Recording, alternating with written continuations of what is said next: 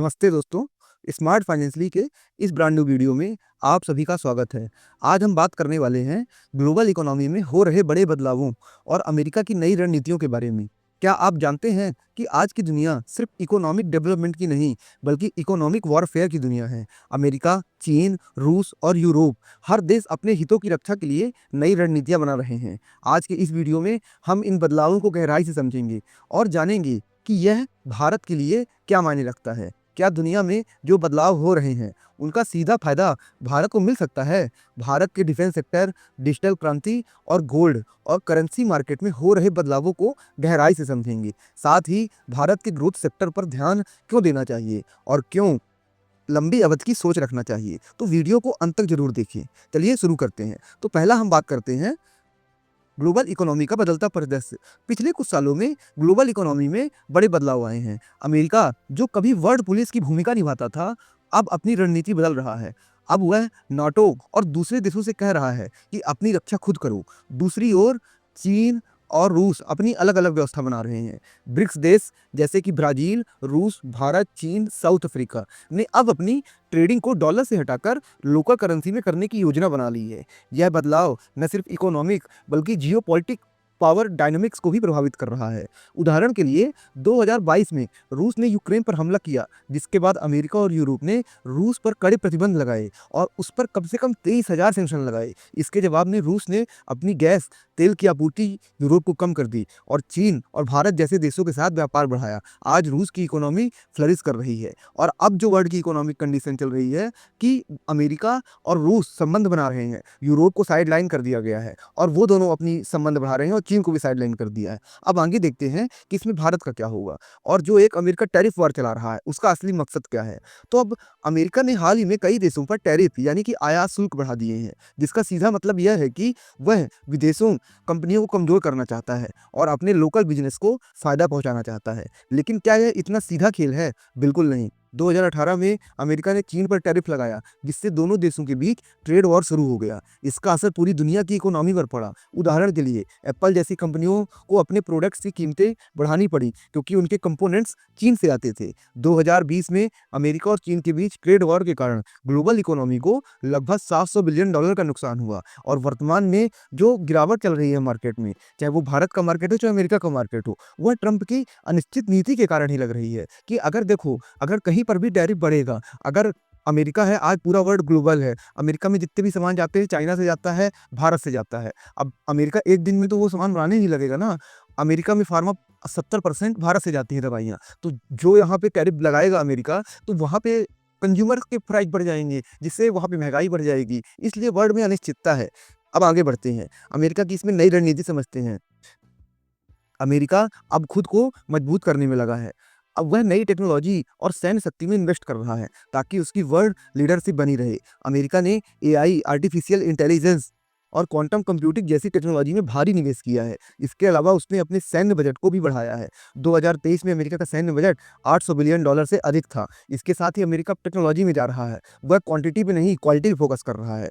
अब भारत पर इसका क्या असर पड़ेगा? अब सबसे बड़ा सवाल यही है कि इसका भारत पर क्या असर पड़ेगा। भारत जो एक उभरती हुई इकोनॉमी है, इन बदलावों को फायदा मिलेगा या नुकसान मिलेगा? पर दोस्तों, भारत एक डेवलपिंग नेशन है और भारत के पास खुद 140 करोड़ की जनता है और भारत किसी पे डिपेंडेंट नहीं है, तो भारत को इसको फायदा ही मिलेगा। चलिए उदाहरण के तौर पर समझते हैं। अमेरिका और चीन के बीच ट्रेड वॉर के कारण कई कंपनियों ने अपने प्रोडक्शन को चीन से हटाकर भारत में शिफ्ट किया है। इससे भारत में मैन्युफैक्चरिंग सेक्टर को बढ़ावा मिला है। साथ ही अमेरिका को भी चाइना से कंप्लीट करने के लिए, चाइना को टैकल करने के लिए भारत के साथ चाहिए। वो सभी फील्ड में हो सकता है। साथ ही भारत को भी अमेरिका से टेक्नोलॉजी और इन्वेस्टमेंट चाहिए, जिससे भारत अपने आप को डेवलपिंग नेशन से डेवलप नेशन पे ला सके।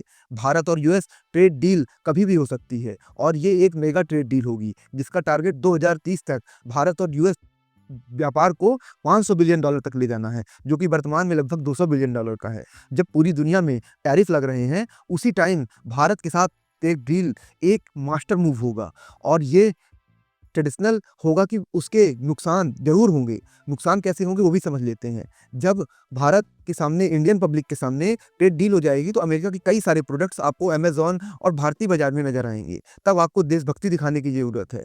मेड इन इंडिया ही बाय करिएगा। ये बहुत बड़ा डिफ़रेंस है डेवलप्ड और डेवलपिंग नेशन के लोगों का। आप देखिए जैसे अभी कनाडा और अमेरिका में जो चल रहा है, तो कनाडा के लोगों ने अमेरिका से आए हुए टमाटर नहीं ले रहे हैं। एक छोटी-सी चीज़ है, लेकिन यहाँ ऐसा नहीं है। यहाँ पे लोग चाइना की तुरंत चीज़ें बाय कर लेते हैं। तो हमें भी, आपको भी मैच्योरिटी दिखाने की ज़रूरत पड़ेगी। तो जब भी आपके पास ऐसा कोई समय आए, तो आप मेड इन इंडिया बाय कीजिएगा, जिससे हमारी डोमेस्टिक कंपनियाँ मजबूत होंगी और लॉन्ग टर्म में हमारी इकोनॉमी बढ़ेगी और आपका भी पैसा ही बढ़ेगा, प्रति व्यक्ति आय ही बढ़ेगी। अब 2022 में भारत ने अमेरिका के साथ लगभग $120 बिलियन का किया था व्यापार और 2024-25 में भारत ने अमेरिका के साथ $191 बिलियन का व्यापार किया है, जो पिछले साल की तुलना में 20% अधिक था। तो दोस्तों, हमने ग्लोबल इकोनॉमी में हो रहे बदलावों और अमेरिका की नई रणनीतियों के बारे में जाना। यह बदलाव न सिर्फ अमेरिका और चीन, बल्कि भारत जैसे देशों को भी प्रभावित कर रहा है। अब बात करने वाले हैं ग्लोबल इकोनॉमी में हो रहे बदलावों का भारत पर क्या असर पड़ेगा। यह समय भारत के लिए ऐतिहासिक अवसर लेकर आया है। दुनिया में जो बदलाव हो रहे हैं, उनका सीधा फायदा भारत को मिल सकता है, लेकिन इसके लिए सही पॉलिसी और निवेश रणनीति जरूरी है। पहली बात करते हैं डिफेंस सेक्टर को उभरता हुआ मौका। भारत अब दुनिया में के लिए बहुत महत्वपूर्ण समय है। दुनिया के कई देश अब आत्मनिर्भर रक्षा रणनीति पर काम कर रहे हैं और भारत का डिफेंस सेक्टर इस समय सबसे तेजी से बढ़ने वाले क्षेत्रों में से एक है। उदाहरण के लिए, भारत अब दुनिया को हथियार और डिफेंस इक्विपमेंट्स एक्सपोर्ट कर रहा है। वित्तीय वर्ष 2023-24 में भारत का रक्षा निर्यात 21,083 करोड़ रुपए तक पहुंच गया है, जो पिछले वित्त वर्ष में 15,920 करोड़ रुपए की तुलना में 32.5% की वृद्धि को दर्शाता है। वर्तमान वैश्विक परिदृश्य में जहां देश अपनी रक्षा क्षमताओं को सुदृढ़ करने पर ध्यान केंद्रित कर रहे हैं, भारत का रक्षा क्षेत्र महत्वपूर्ण विकास की ओर अग्रसर है। सरकार का लक्ष्य 2029 तक रक्षा उत्पादन को 3 लाख करोड़ तक पहुंचाना है, जिससे भारत एक प्रमुख वैश्विक रक्षा विनिर्माण केंद्र के रूप में स्थापित हो सकेगा। मेक इन इंडिया पहल, नीति सुधार और स्वदेशी उत्पादन पर जोर देने से आत्मनिर्भरता बढ़ेगी, जिससे भारत के रक्षा उद्योग की वैश्विक प्रतिस्पर्धा की वृद्धि होगी और उन जो कंपनियां हैं जैसे एचएएल हो गए, इन सबके स्टॉक्स भी अच्छे खासे आने वाले समय में बढ़ेंगे। अभी तो आपने जो डिफेंस सेक्टर का ग्रोथ देखा है, वो तो सिर्फ अभी ऑर्डर मिले हैं, उन ऑर्डर की डिलीवरी होना नहीं चालू हुई है। तब सोचिए भारत का डिफेंस सेक्टर कहाँ जाएगा। रक्षा क्षेत्र में निवेश करने वाली कंपनियां जैसे एचएएल, बीईएल, बीडीएल तेजी से आगे बढ़ रही हैं। सरकार लगातार इस सेक्टर को बढ़ावा दे रही है, जिससे लॉन्ग टर्म ग्रोथ स्टोरी बना सके। अब दोस्तों, बात करते हैं भारत की डिजिटल क्रांति की।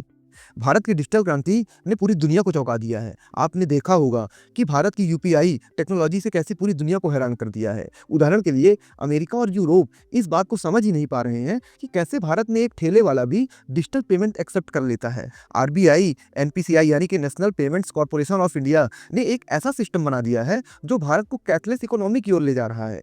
2023 में यूपीआई के जरिए 10 ट्रिलियन रुपए से अधिक का ट्रांजैक्शन हुआ है, जो पिछले साल की तुलना में 70% अधिक था।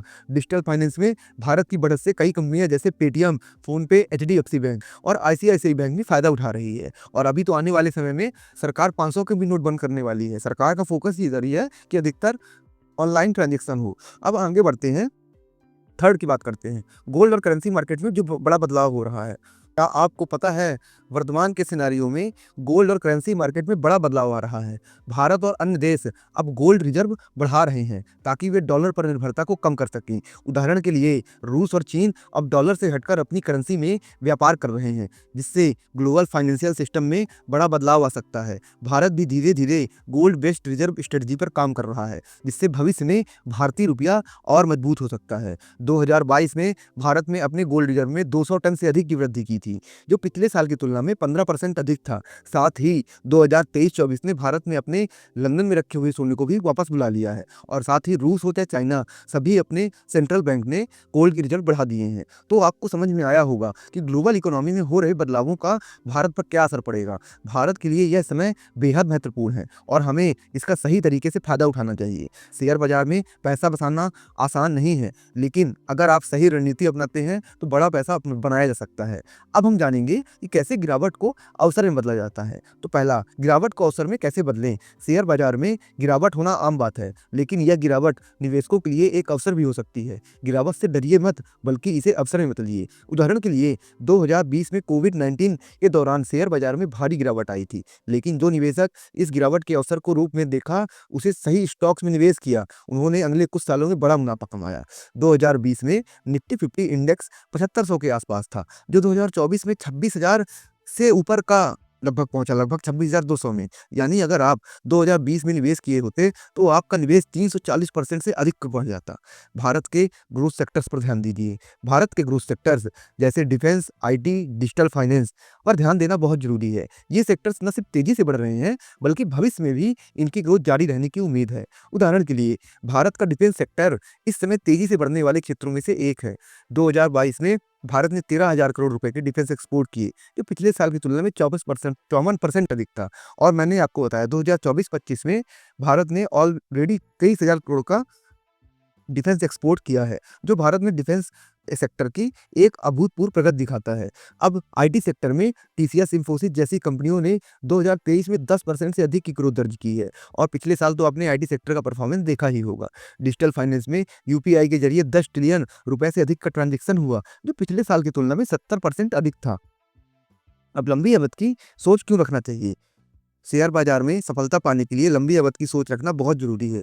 पैनिक में डिसीजन लेने से बचना चाहिए। उदाहरण के लिए वॉरेन बफेट ने कहा था, शेयर बाजार में पैसा कमाने का सबसे अच्छा तरीका है कि आप लंबी अवधि के लिए निवेश करें और धैर्य रखें। उन्होंने कोको कोला और एप्पल जैसी कंपनियों में लंबी अवधि के लिए निवेश किया और अरबों डॉलर कमाए। और आपको अगर Warren Buffett, Peter Lynch, Rakesh झुनझुनवाले, जो पूरी दुनिया में सबसे महान निवेशक रहे हैं, उनके स्ट्रेटेजिक आइडिया और ट्रेडिंग आइडिया और निवेश के आइडिया चाहिए, तो आप उनके वीडियो हमारे प्लेलिस्ट में विजिट कर सकते हैं। हमने उन पे बना दिया है।